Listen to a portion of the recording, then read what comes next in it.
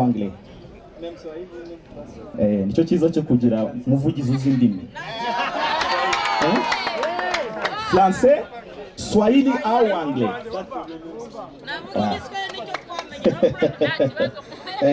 reka nshire mu gifaransa kugira ngo tugaragaze n'amashuri yatambuwe Gloire Ngongo.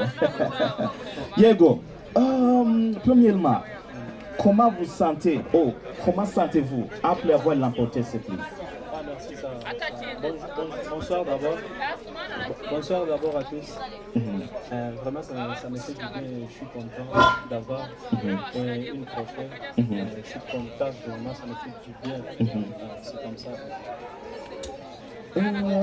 C'est votre premier récompensé. J'espère que ce ne sera pas la dernière.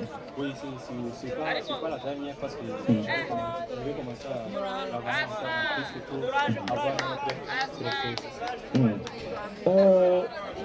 Le mois de septembre,